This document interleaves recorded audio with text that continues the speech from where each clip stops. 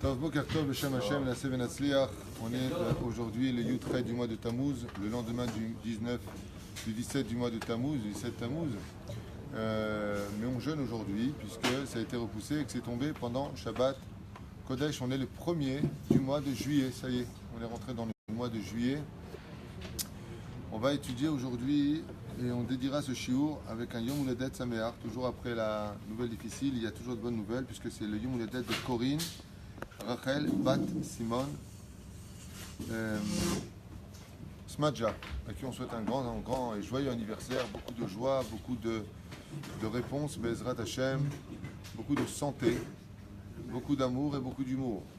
Chaim Tovim Shalom, et tout ça enrobé de Torah, de Mizot, Umasim Tovim, l'ami de Los Angeles, puisque son mari lui offre un secours, aujourd'hui Clémence Madja, Bezrat Hashem, Shetisku, Leakim, Bait Neman, Bi Israël, Kedat, Moshe Israël, Chaim Tovim, Shalom, Briim, Ushim, Mikol Aprinot, Amen, Ken Yiratzon, Yom Ledet Samer Korin. On a 20 minutes d'études aujourd'hui, c'est peu, mais on avait beaucoup à faire. Refoua Shlema pour tous les malades d'Israël, Bichlala, Marotim Akdosha, Veteora Chaya, Bat Miriam, Saratalia, Bat Miriam, Yafa, Joana, Bat Shem, David, Chaim Ben Noah. Ezekiel Yitzhak Chaim Ben Rivka, Esther Rachel Valérie Efrat, Bat Ralet Kulka, Rivka, Cher Stéphane Ben Moshe Jami, Sarah Bat Gisèle, Bat Louise, Léa Bat Kim Khaderi, Yosef Gérard Ben Juni, Michael Ben Léa, Yehuda Ben Eliaou Seyad, Joël Myriam Bat Sarah, Touitou Ora, Myriam Bat Zohara Adel, Ruth Bat Laetitia Sarah Chaim Aaron Lev Ben Rivka, Efrat Yehudit Bat Yael Bat Ruth, Morgan Perla Rouchale Bat Neili, Anna Leski, Esther Bat Louisa Zouiza, Esther Bat Sarah Lebet Ben Zaken, L'Elef Alfa Avdanim, Leilou Nishmat Mazal Bat Simcha Atia, Bien Rouchaba Ben Saouda, Félix Ben Esther, Rivka Bat Myriam Partouche, Dani, Léon Yehuda Chaim Ben Saouda Hajjaj, Nathan David Berda, Serge Yehuda Ben Clémentine ודוד גבריאל בן סוזן מזל. ברוך השם תנחנם בגן העדן עליון בכל השוכבים עמם בכלל הרחמים והסליחות וכן נשום למרמי. טוב, pour 20 minutes qui nous restent, c'est un peu compliqué. Je choisis un sujet à développer ensemble. Alors, qu'est-ce qui s'est passé? On l'a dit tout à l'heure à toute vitesse et on reviendra dessus. Baruch Abba David. On reviendra dessus très brièvement. La période dans laquelle nous passons est une période délicate et difficile, puisqu'elle s'appelle Ben Hametzarim, du verset, comme vous le savez, qui nous dit comme ça, Kol Rotfea dans Echa, ici Goa Ben Hametzarim. Tout celui qui te poursuit pendant cette période te poursuivra. De qui on parle? Kol Rotfea. Tous ceux qui te poursuivent. On parle des Averot. Ça veut dire le Mad Avardomé, quand quelqu'un fait quelque chose avec son père lui dit arrête, c'est pas bien, fais pas de défilé d'homosexuels, arrête de faire du lachon hara, arrête d'être jaloux, arrête de parler vulgairement, arrête de regarder des choses interdites, et patati et patata, arrête, parce que ce que tu es en train de faire, ça crée des anges noirs, ça crée des mauvaises choses. Et Dieu les retient pendant toute l'année. Quand est-ce qu'il les lâche? Ben Hametzarim, vous avez compris ça, vous allez comprendre le verset. Kol Rotfea, tous ceux qui te veulent du mal. Quand? Ben Hametzarim, ici Goua, ils t'attraperont quand? Pendant Ben Hametzarim. Tous les anges accusateurs, quand est-ce qu'ils ont le droit de sortir, Chazve Shalom, mettre fin à ce qui a été fait? Pendant Ben Hametzarim. C'est pour ça que vous regarderez toutes les guerres en général en Israël, avec le peuple juif, ça a toujours lieu en été, comme dit le Ben Ishraï. Pourquoi? Parce que ça correspond à cette période de Ben Hametzarim.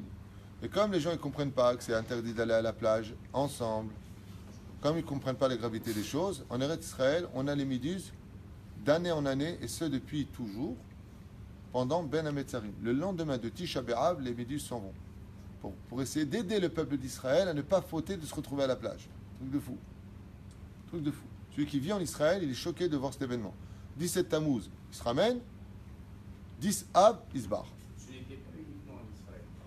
Pas qu'en Israël, partout. En tout cas, je sais que moi, je ne suis pas partout. Je suis en Israël. En Israël, À l'époque, en Tunisie, c'était la même chose. en Tunisie, c'était la même chose. Dans la période de Ben Hametzarim, vous étiez déjà religieux? Il y avait des drapeaux noirs et pendant cette période-là.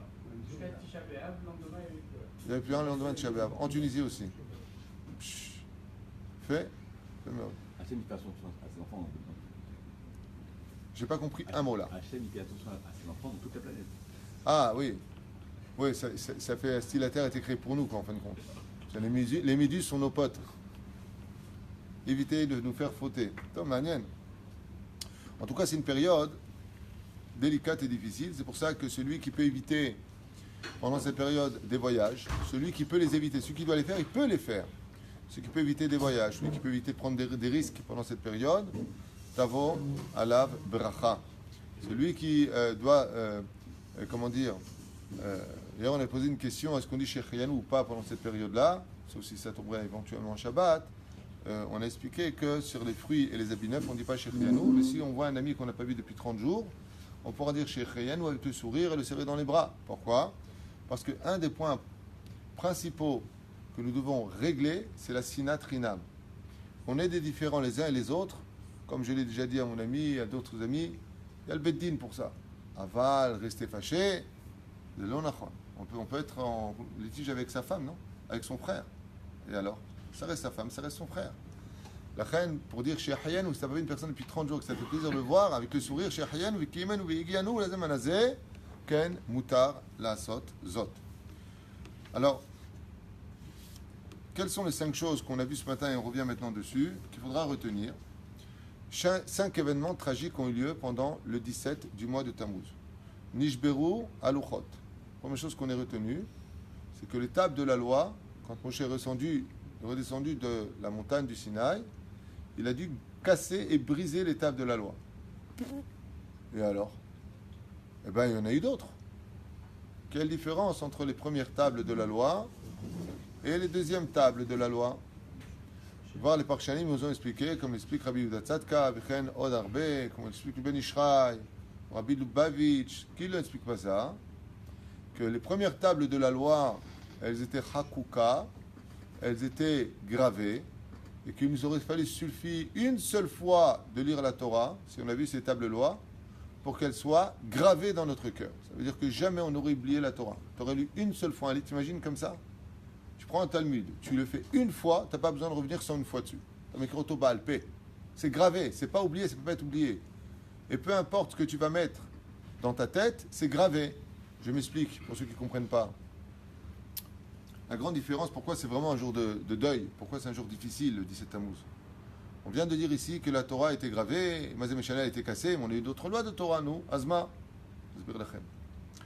Si je prends un verre et que je grave à l'intérieur de ce verre une écriture, ensuite je verse de l'eau dans ce verre, ou je verse de l'huile, ou je verse du coca, ou je verse ce que je veux dedans. Est-ce que quand je vide le verre, j'ai toujours l'écriture dedans qui a été gravée? Oui. C'est ce qui se serait passé pour nous. Si les enfants d'Israël n'avaient pas fait ce qu'on a fait, on n'était pas tombés, les tables n'auraient pas été cassées, la Torah qu'on aurait étudiée, elle aurait été gravée dans notre cœur, même si on aurait vu autre chose que la Torah dans notre vie. L'homme est chané. Par contre, si maintenant je prends un feutre et je l'écris au fond du verre, et que je mets après du produit dedans et que je vide le verre et que je lave, est-ce qu'il reste quelque chose dedans? C'est ce qui se passe aujourd'hui avec la Torah qu'on a reçue avec le deuxième table de la loi. Regardez le drame. Depuis qu'on a eu le deuxième table de la loi, c'est vrai qu'on a la Torah, mais cette Torah elle est plus gravée, elle est écrite. Elle est écrite, ça veut dire que si je rentre un film dans la tête, ou des émissions dans ma tête, c'est comme si je fais une shtifat moach. Ce qui fait que ce que j'ai appris se vide. Pour garder la Torah au niveau de l'essence de la première table de la loi, des 2 premières tables de la loi, je ne dois avoir en moi que de la Torah. Mais maintenant que je vais étudier du Chol, maintenant que je vais regarder des choses qui sont autres que la Torah que j'ai acquise sorte. Je vais donner un exemple avec le verre et l'huile. Vous vous rappelez? La Torah est comparée à de l'huile. La Torah est une. La Torah est comparée à de l'huile. Henri, si après j'ai mis un verre d'huile entier, je verse de l'eau dedans, ou je verse quoi que ce soit, qu'est-ce qu'elle fait l'huile? Elle remonte et après elle fait quoi? Et elle sort du verre. Essayez l'expérience chez vous, prenez un verre d'huile, mettez de l'eau dedans, toute l'huile et que l'huile sort. C'est le machal qui dit des chachamim. Quand tu rentres de la Torah en toi et que tu verses du chol après en toi, c'est-à-dire que tu mets des choulines dans ta tête, eh bien le dvar Torah que tu as appris, lui, il monte et il sort. Ce qui fait que tu as oublié ce que tu voulais dire au niveau de la Torah. C'est pas un deuil ça? C'est pas un drame le 17 Tammuz de voir que la Torah que nous avions eue c'était une Torah qui serait restée gravée quoi que l'on fasse de nos vies. On aurait su la Torah Kullanu, Chachamim Kullanu, Nevanim Kullanu, Yodaim, et la Torah Mizva Alenu, les Saper, B'Yetziat Mitzrayim, de raconter cette Torah-là. Tandis qu'aujourd'hui, quand on nous dit que les Tsarenu arabes, on n'a plus cette Torah-là, qu'on a une nouvelle Torah, on n'a pas une nouvelle Torah, on a la Torah des deuxième table de la loi qui a été écrite par Etzba Elohim. La première et la deuxième par Moshe Rabbeinu, qui a reconstitué les tables de la loi. Les Tsarenu arabes, cette Torah-là, elle est que écrite et elle n'est pas gravée. Donc c'est vraiment quelque chose de très dur. Par la conséquence du Vaudor. Okay. Boutel à Tamid. Tous les matins, on avait l'habitude de faire le Korban Tamid. Et c'était la première offrande qu'on offrait au Créateur du monde. Le Korban Tamid est d'une telle importance qu'il s'appelle Tamid. Et Tamid, ça veut dire quoi? Toujours. Toujours, ça veut dire Shelo Passak. Jamais ce Korban-là aurait dû être annulé. Il a été créé par qui ce Korban? Par Avraham Avinu. Yashkem Avraham Baboker. Vehu Yatsa Mimeno Korban Tamid. C'est le Korban de Shahari, de la prière, selon certains commentateurs. La reine, si les Korban Tamid et qu'il a été annulé, c'est qu'il y a eu quelque chose de très dur qui s'est cassé. Puisqu'il s'appelle Korban Tamid. Tamid, ça veut dire qu'il est tout le temps là. Est-ce qu'il est là? Boutel. Ufka Aïr Yerushalayim. Ufka Aïr, la ville de Jérusalem, c'est scindé. La ville de Yerushalayim, c'est scindé. Ça veut dire quoi, c'est scindé? C'est pas la ville, c'est la muraille. C'est un remez au cœur de l'homme. Le Tsarenu arabe, quand une personne a de la sin'a dans son cœur, quand une personne elle est mauvaise avec l'autre, c'est que son cœur est déchiré. Mais Foseba, d'où est-ce que vient le mauvais d'une personne? Omer Rabbi Nachman, toujours du même point. On a une personne, des fois tu vas par une personne, elle est mauvaise. Ou alors tout le temps énervée. Ralo, mais Foseba. Bonne réponse. Bonne réponse. C'est pour ça qu'on dit, quand on est triste, j'ai le cœur déchiré. Étant donné qu'on était triste, insatisfait de tout à l'époque du premier temple, insatisfait de tout. Donc triste, automatiquement mauvais. C'est très dur à comprendre pour les gens de dire quoi? Alors il est triste, tu dis qu'il est mauvais, quel rapport? Zeken Shayar. La tristesse mène à toutes les avérotes.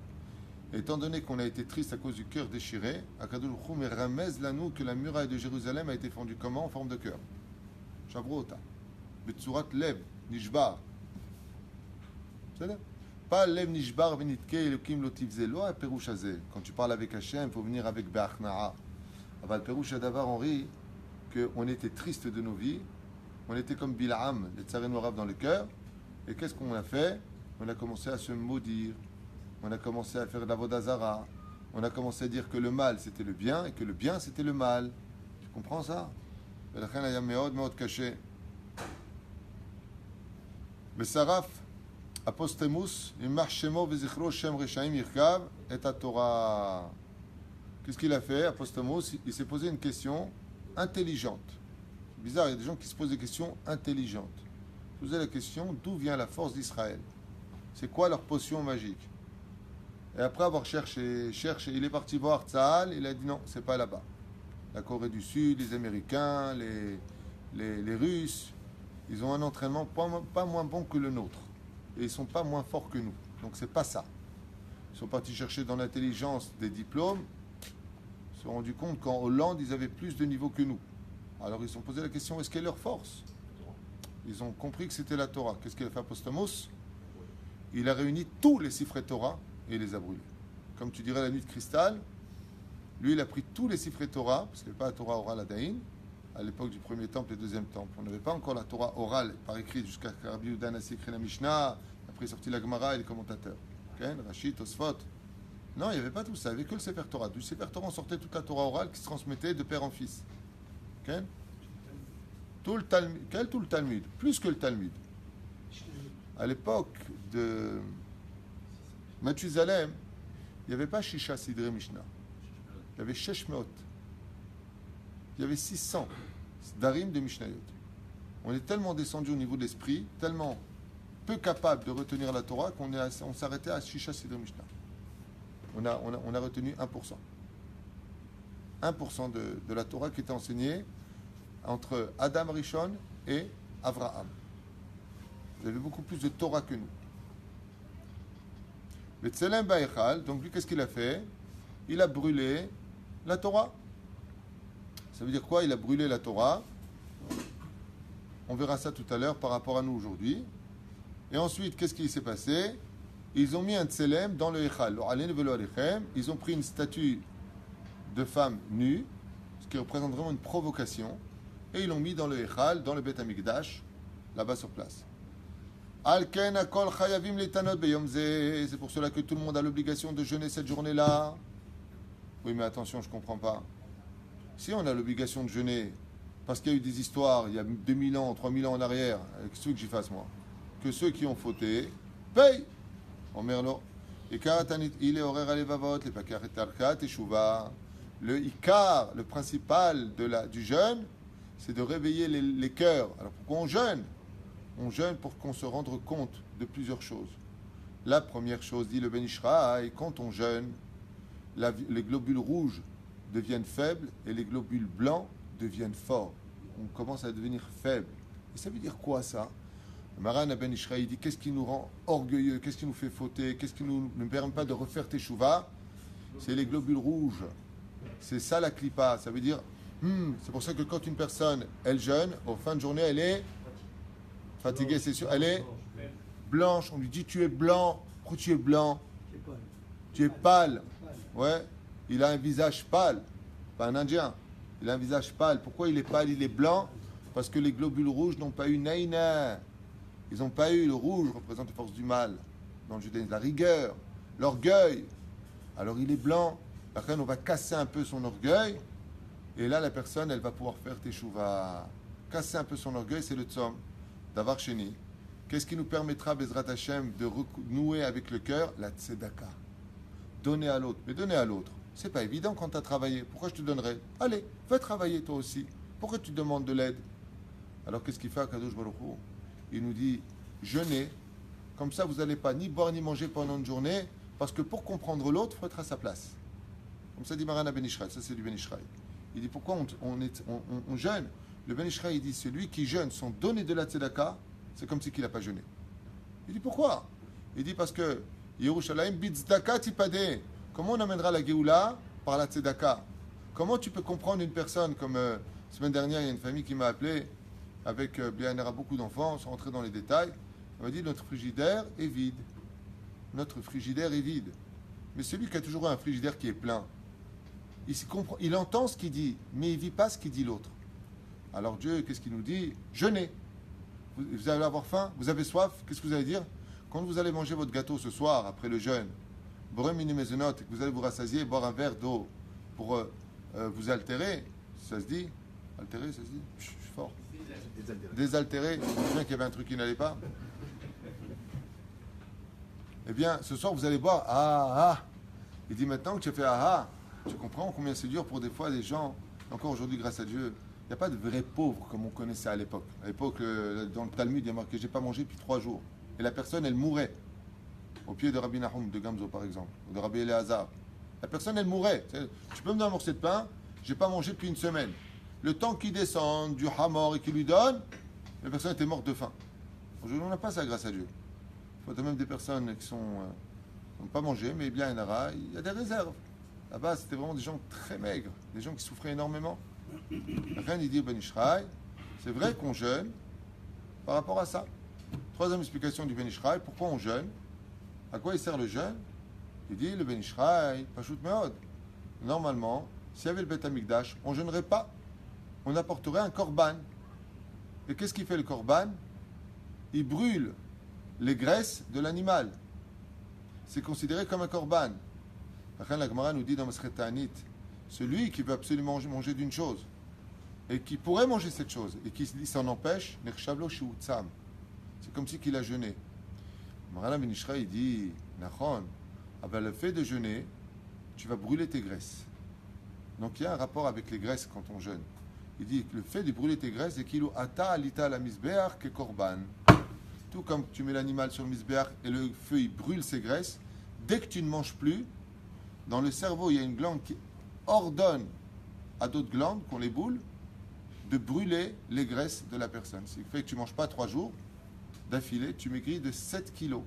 C'est prouvé. 3 jours d'affilée, tu jeûnes, c'est 7 kilos de moins sur la balance. Ça veut dire quoi, vous vous rendez compte? Korban, en d'autres termes, le fait de jeûner, c'est comme si que toi-même tu montes sur le misbéach. Et quel est le feu qui va te consumer? C'est ton jeûne. Et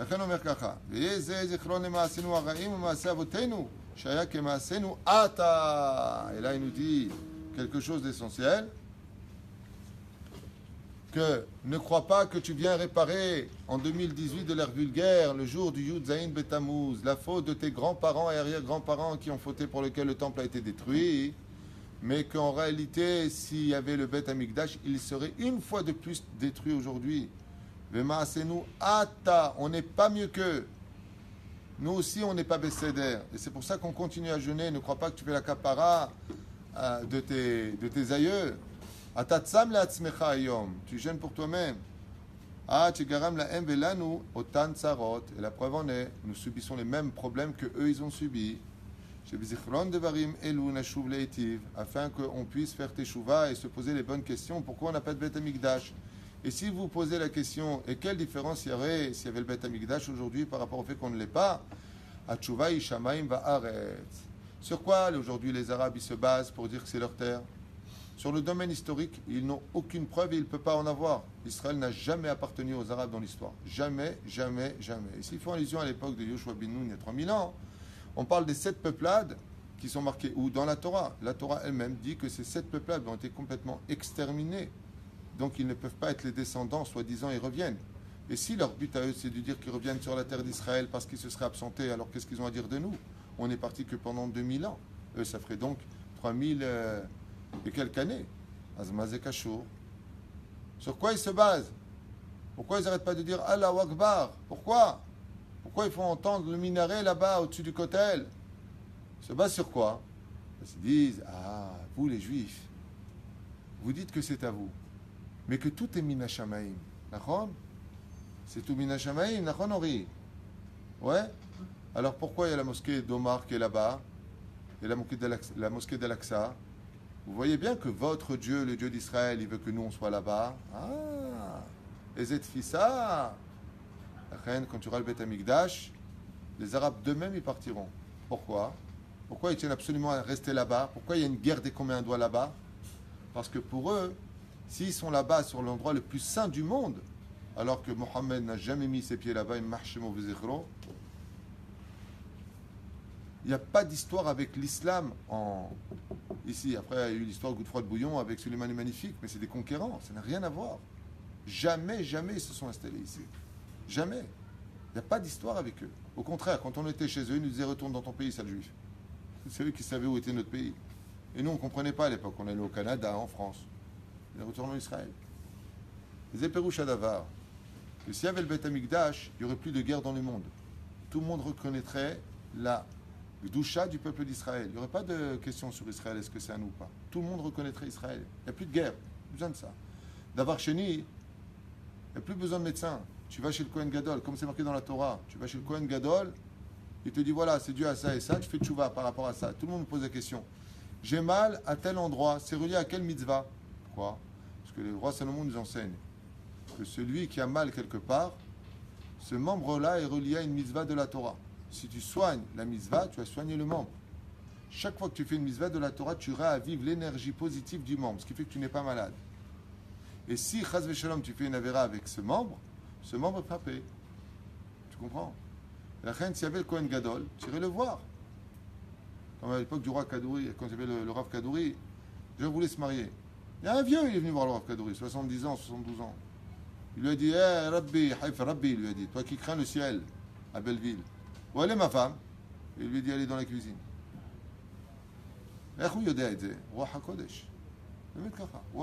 J'ai eu ça Shabbat. חוזרת הנבואה ברוח הקודש בימות המשיח. רוח הקודש. Tu veux te marier, tu vas voir les tzadikim, Bet Amikdash, on te dit exactement qui est ton zivoug. איך לנהל את החיים שלך. On aurait tout à gagner si avait Bet Amikdash. Pour la parnassa, pour les bikurim, pour la joie de vivre. Il n'y aurait pas de tous ces problèmes d'aujourd'hui. On serait heureux. ולכן כמו שנאמר, והתודות עונם אבותם,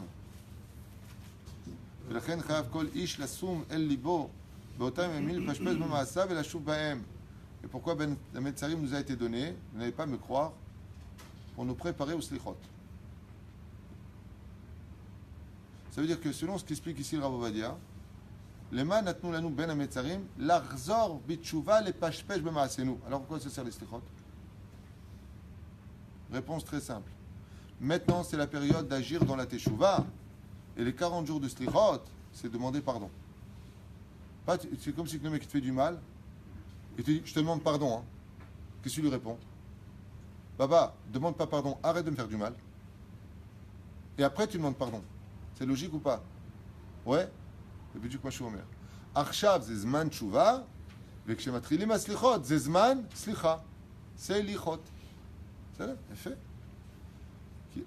כי אין העיקר אלא התענית. Le עיקר c'est pas de jeûner aujourd'hui, חס ושלום. כמו שכתוב באנשי נינווה, וירא השם את מעשיהם. Le créateur du monde, quand ils se sont mis à jeûner à Ninvé, il n'a pas vu leur jeûne. Il n'a pas marqué, il a vu le sac sur la tête, ils étaient assis par terre et ils pleuraient.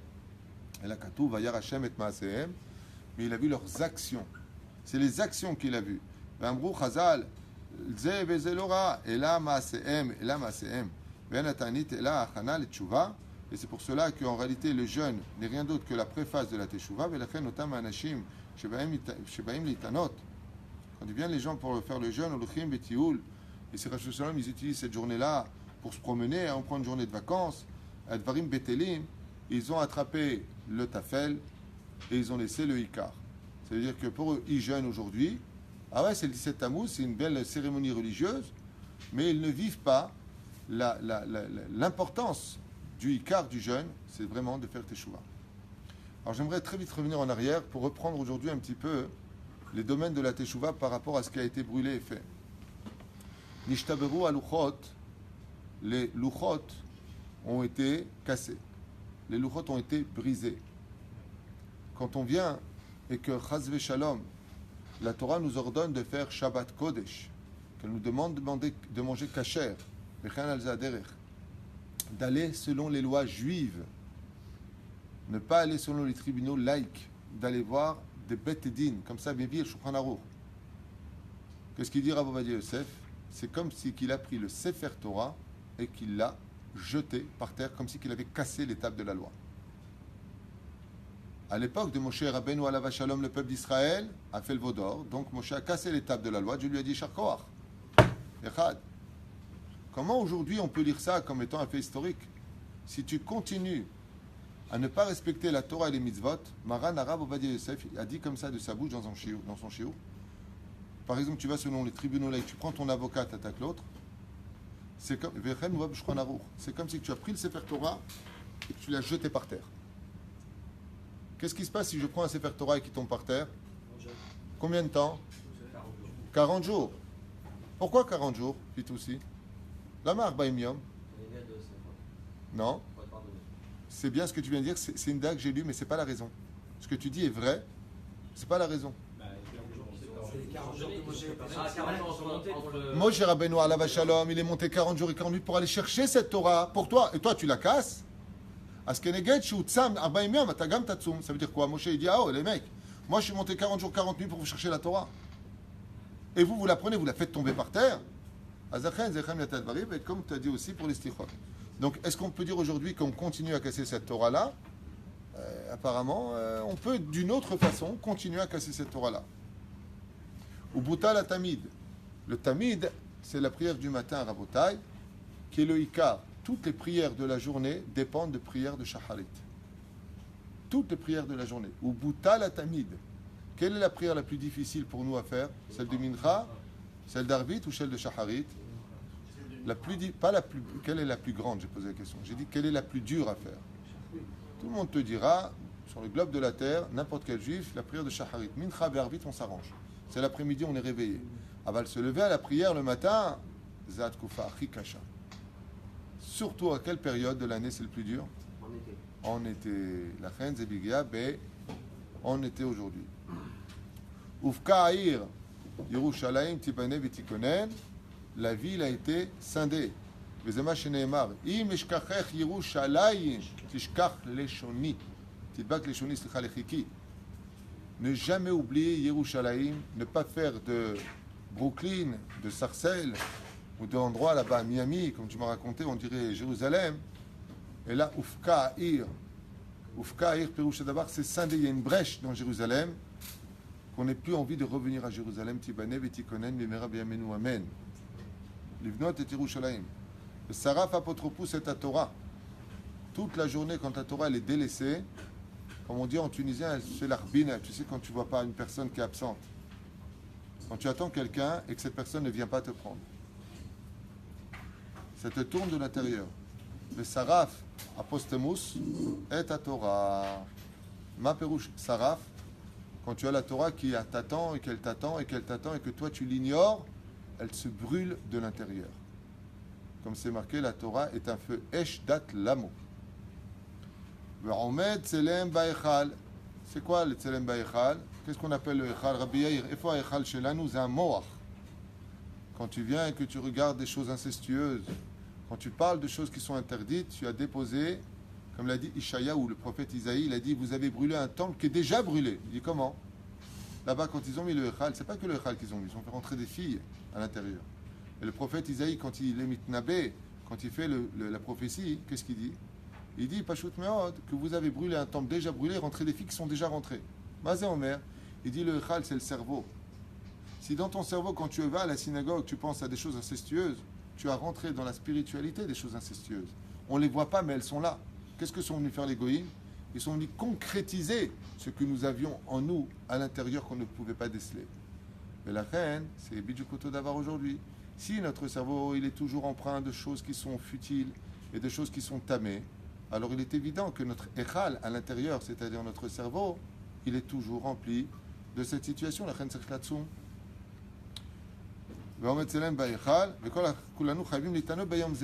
Et c'est pour ça qu'il dit, tous, autant que nous sommes obligés de jeûner cette journée-là. Pourquoi? Tout comme, je finis, et les actions de nos pères sont comme les nôtres d'aujourd'hui, La reine, Tzadikim, Yavou, il y a une teshuva à faire dans 3 niveaux différents. Quels sont ces 3 niveaux différents? Marshava, Dibour ou Maaseh. Marshava, la pensée.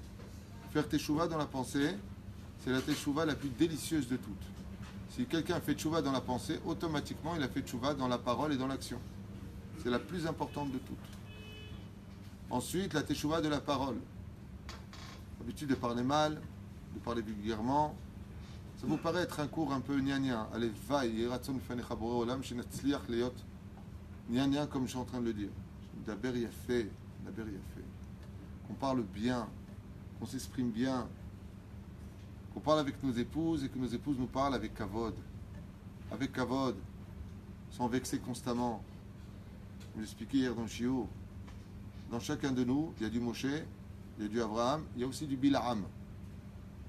Tamot nafshi kemot yesharim, aval maasenu ra'im. Il veut mourir comme les tzadikim, avant il veut avoir la conduite de ce que lui veut vivre sur terre. Je fais ce que je veux, mais je crois en toi, je suis sauvé. C'est pas comme ça que ça marche.